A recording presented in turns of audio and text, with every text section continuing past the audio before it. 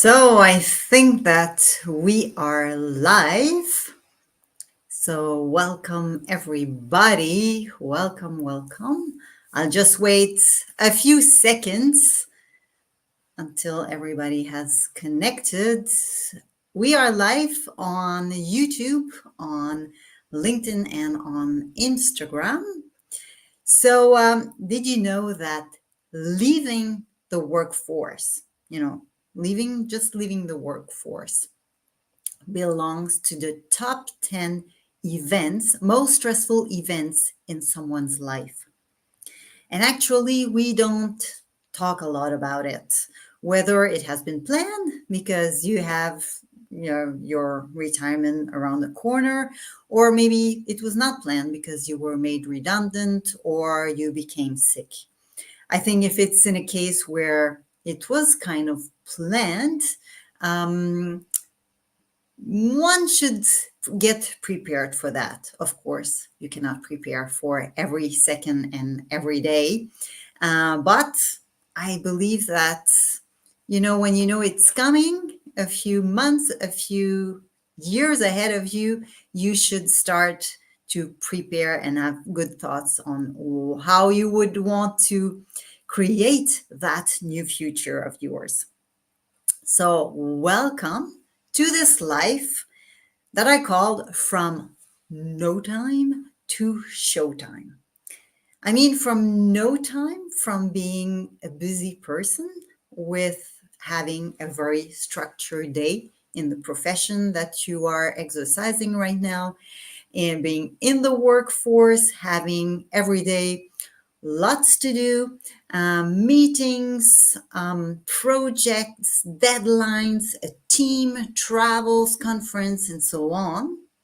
And all the people around that you say hello every morning, that you have lunch, that you drink and chit chat with a coffee. This is what you know. To moving to a situation when, there's the structure of the 24 hours, but it's still a little bit the unknown what will happen with that structure. So, in that transition from no time, being very, very busy, to leaving the workforce, there are different phases. And maybe the first phase is like, this is wonderful. Finally, I'm free. I don't live into this corset anymore. I can do all that I want to do. But maybe it's different. Maybe you feel like it makes me afraid, this unknown. Or it's just after 6 months that you're like, okay, I'm free, but I'm bored now. I'm frustrated now. I get angry at small things now because I miss the people I used to work with. I miss maybe the things that I was doing. The good thing is, whether right now you have no time, you have this very all your days are very well scheduled, to that phase when you will have more time that you still don't know what to do with. Here you have 24 hours, and here you have 24 hours. So it's the same structure, you know? And the thing is, if we think about the hourglass, the sand that is going down, the hours, the seconds, or the minutes, they are the same whether they're here or whether they're there. The sand is the same sand. It doesn't care. The hours, they don't care what you do with them. You need to care about what you do with the hours. And here on that side, it's showtime. Because actually, this structure of the 24 hours, you can see it as your stage. Here, where you have no time because you are so busy. And actually, maybe this is something that you like because it's being valued by society, by the people around you. It gives you a status, it gives you an occupation, and maybe you just love it anyways, what you do. And you may sometimes think, this is exactly what I want to do. But that may not always be the things you would really do yourself. They may be the things that your boss wants you to do. They may be the things that the regulator requires you to do. They may be the things that you were assigned to by the board. Hmm? But still, it feels comfortable, it's good. While here, you're allowed to create that future, create that structure, do the things you want to do on that stage. And it can be frightening. Um, in case you don't know me, my name is Caroline Grégoire, and I love helping impact-driven leaders to find meaning, clarity, and joy at work so that they have the time and the energy to live their life to the fullest. I do so in English, French, German, and Swedish. I have an actuarial background and I work for more than 20 years within the insurance, reinsurance, consultancy, risk management aspects or fields, mostly in leadership positions and in international settings. I've now been working as an international mentor, coach, trainer, and keynote speaker for the last 7 years. And I now focus my work on topics like leadership, self-leadership, communication, resilience, culture, and strategy.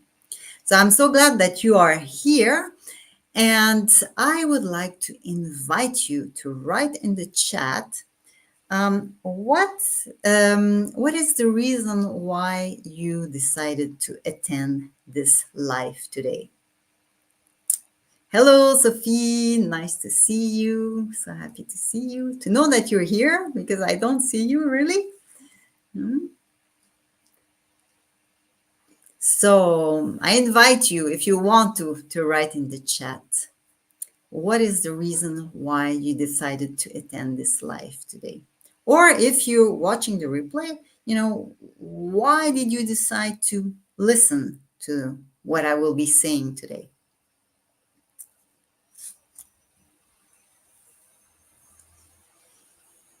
Thank you for sharing. So as of today, let's say you are still in the workforce, you have your occupation, your profession. And when we meet people, we usually say, what do you do for a living? So you have your identity with that. Maybe you say, I'm a director at a reinsurance company. I'm responsible for the Asian countries. I travel there three times a year. I have my team of 20 people, and whatever it is that you say, it's your identity. It's big part of who you are, of how you operate on a day-to-day basis, because all the to-dos that you have to do, they belong to that identity. One of my uncles in Canada, that's actually where I'm from, he used to be a pediatrician. And a few years ago, he decided it was time for him to retire. He had his own clinic, but in Quebec, the health system is a public one. So actually, the state is employer. So a few months before he retired, he received a letter, black on white. It was written black on white that the day he will retire, it's finished with being a doctor, a medical doctor. He will not be allowed to give medical advice moving forward. Can you imagine what it does to one's identity? His identity was, I'm a pediatrician, I have my own clinic, I'm a medical doctor. It's my profession. Maybe it was even his vocation. We don't talk about vocation much, actually. And now moving forward, he was not allowed to do this anymore. The one thing is, in that transition, what you will have acquired as skills, as competencies, as behaviors, you don't lose them. You just bring them with you in that other phase of your life, let's say. And I guess in many profession, it's not like this that you receive a letter black on white. Look, you were you were a director at a larger insurance company. You're not allowed anymore. You have to just erase everything you had in your brain. No, not like this. But I remember that when my uncle spoke about this letter he had received, he was very sad. So if, as of today, you are a director at a reinsurance company, I always take the same example. What is it that you will be moving forward? Who will you be moving forward? You will still be the same human being, but how will you want to identify yourself?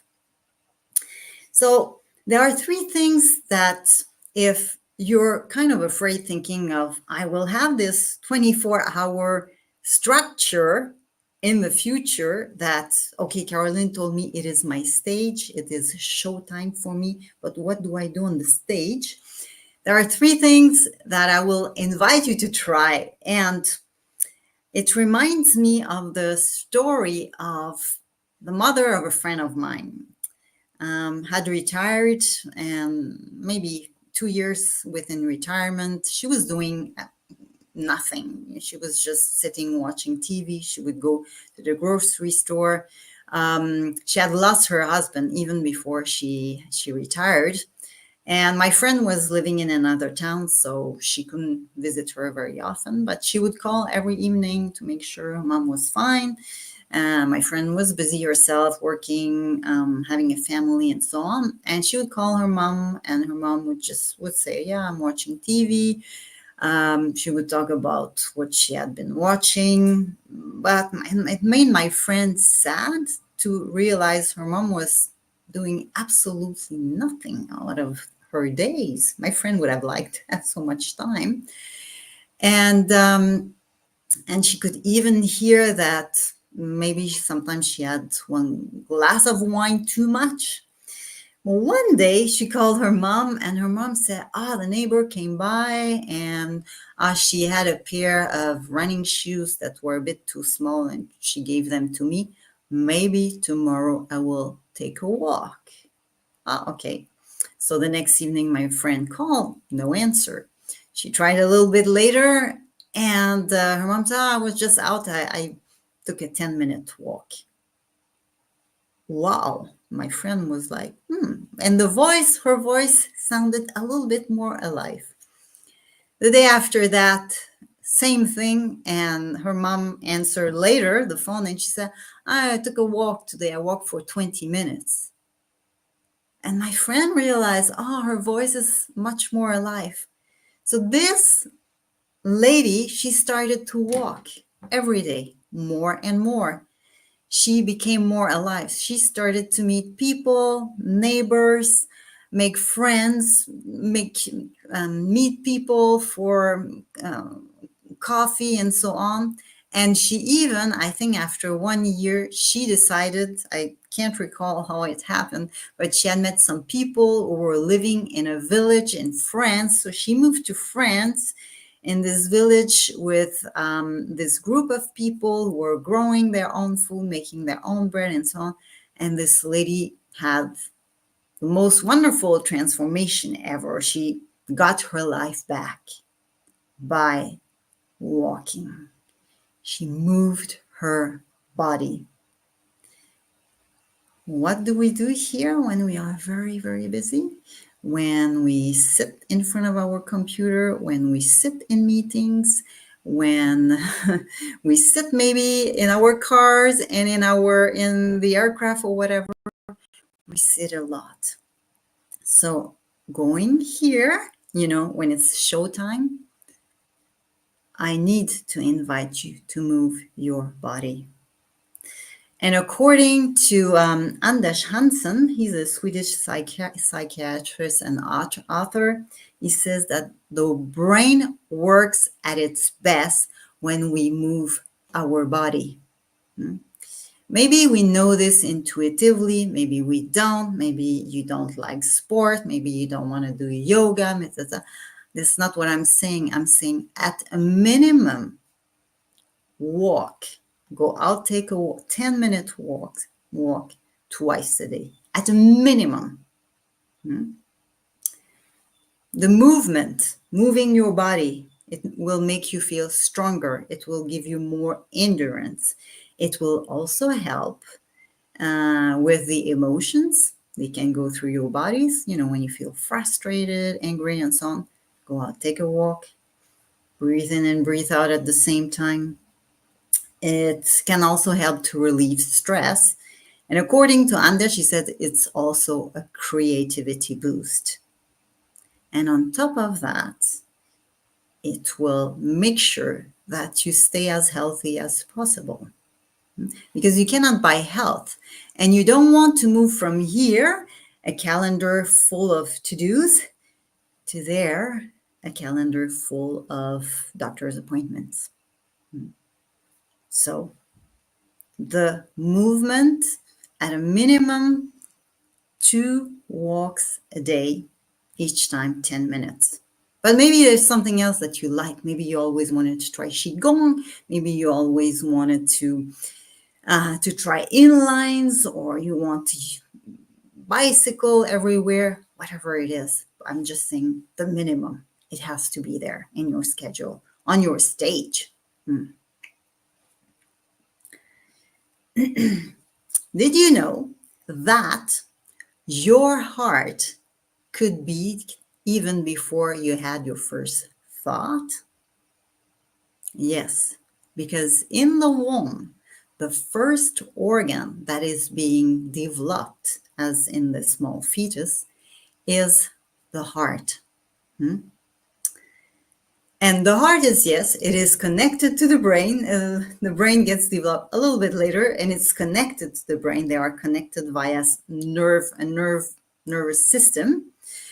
And funny enough, in that pathway between the heart and the brain, 90% of the pathways, they go from the heart to the brain, and 10% from the brain to the heart. So the heart knows. And I could go on with a lot of statistics, because we like statistics in our world. And I could say the heart has something like 40,000 neurons, that it will beat on average in a lifetime to billions of times, and so on. But I want to speak about the heart, like Blaise Pascal once said. He said, "Le cœur a ses raisons que la raison ne connaît pas."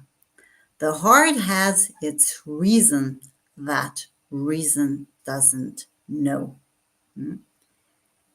That's why here, when it's your showtime, it's time to do the things that you love, that are good for your heart.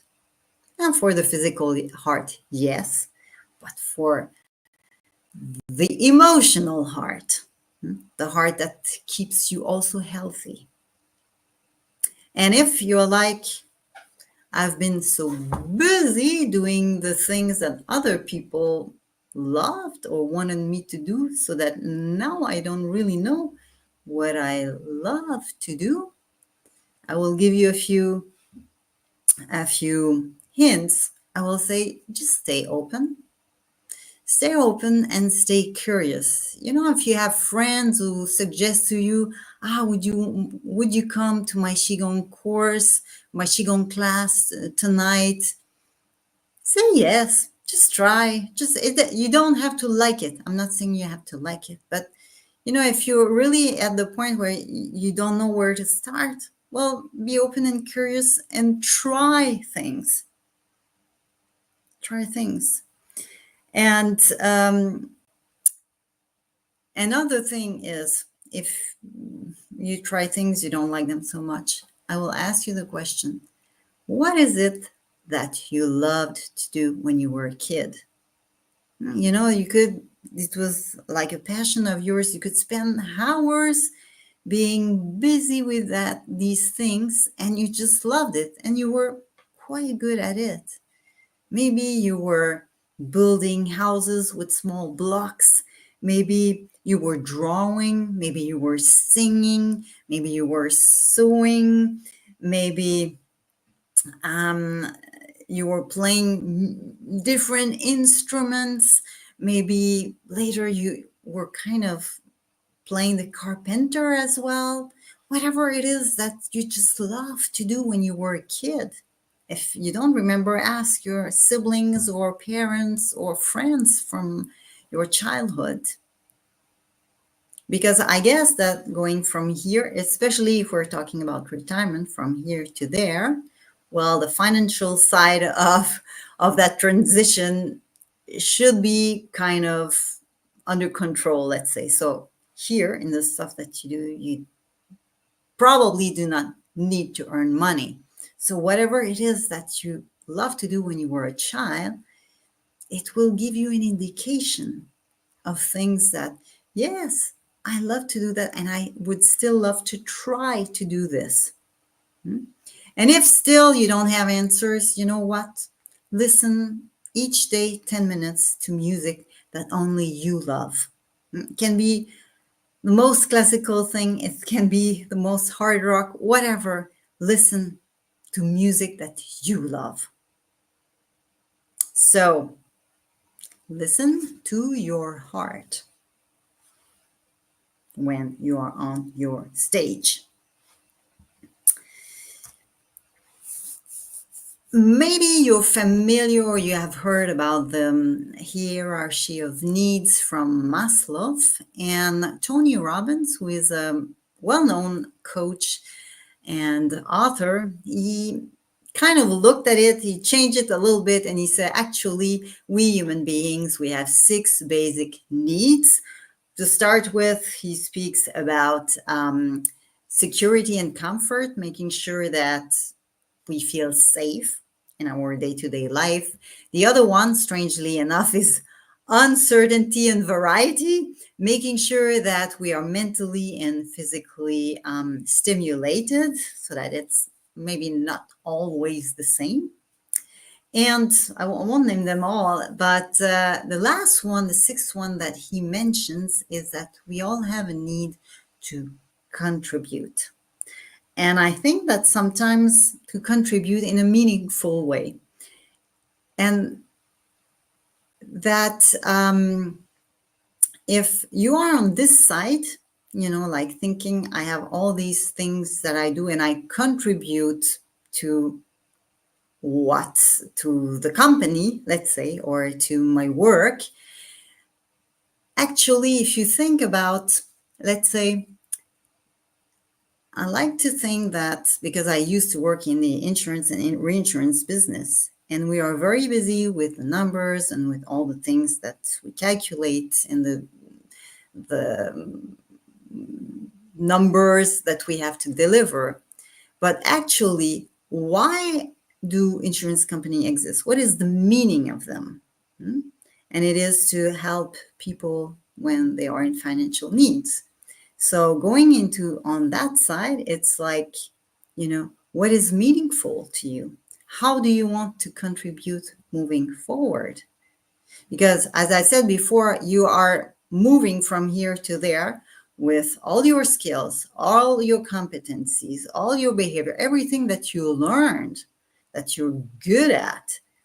You can contribute to society to give back in a meaningful way. So that can be that you would want to teach, you would want to mentor, maybe. It can be in the same profession or it can be something totally different. You can just say, I want to become a student of whatever you like, and this has meaning for you. You can also be a volunteer at a pet shelter, or because this is important to feel you're part of society.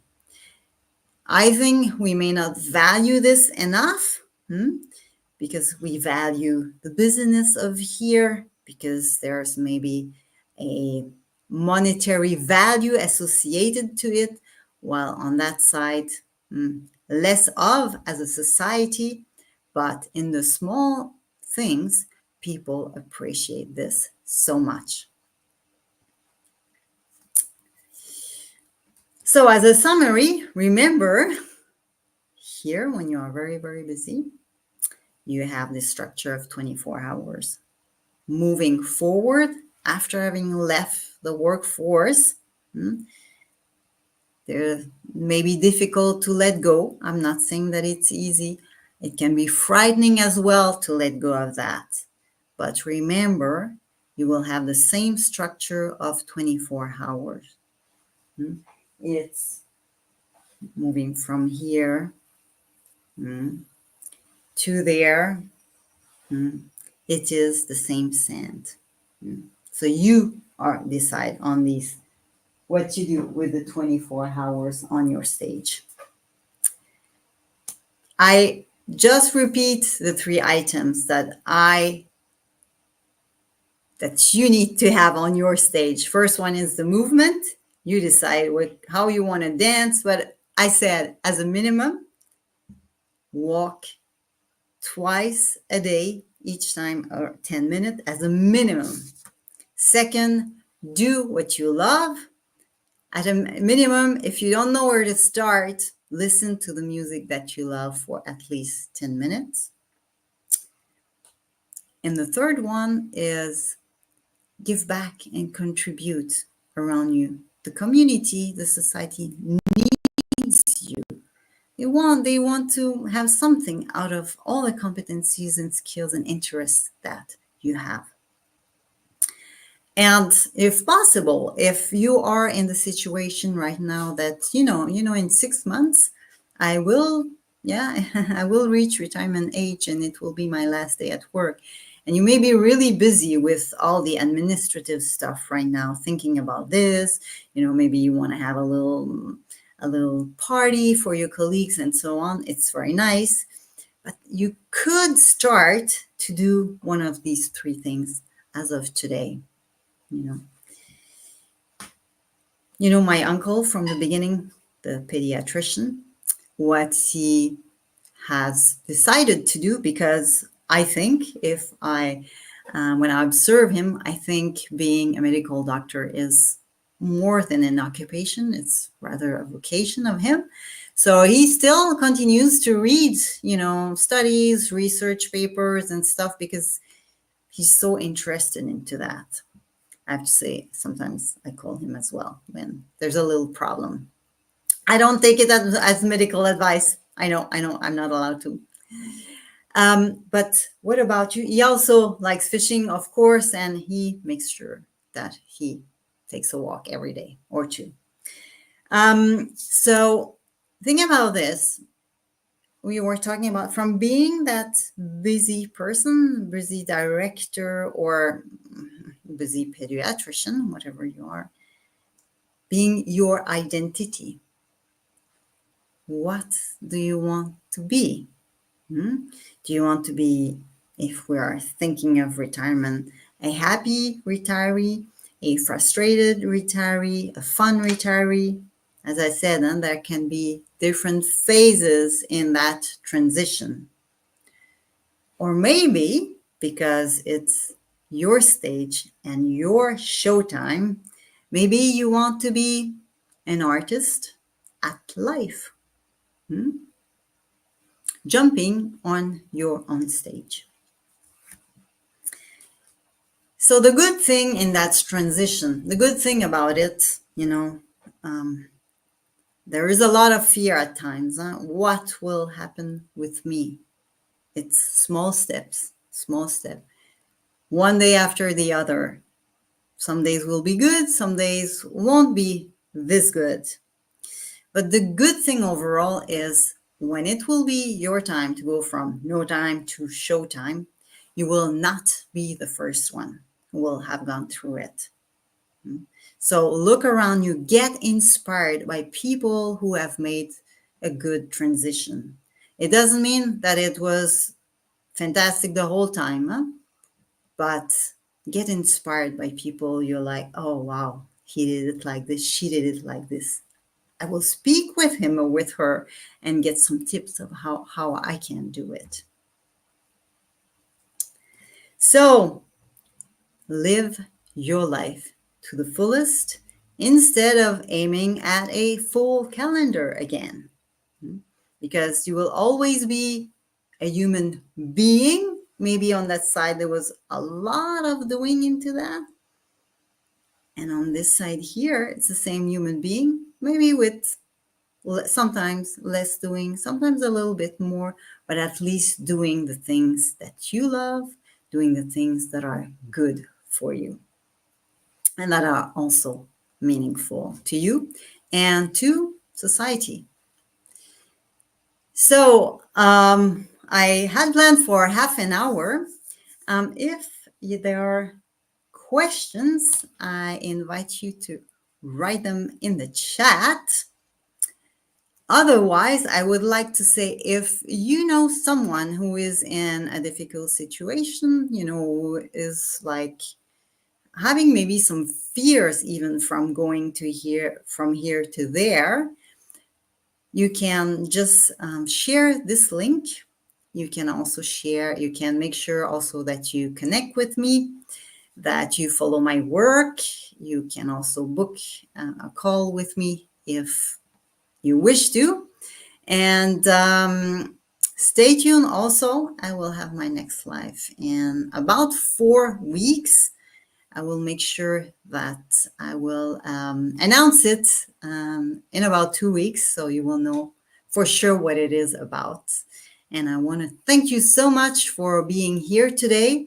I wish you a wonderful week, a wonderful autumn, and a wonderful calendar, I think. A calendar, even as of today, in your profession and being in the workforce, just doing the things that you love and that are also good for you. So thank you again. All the best. And ciao, ciao. See you soon.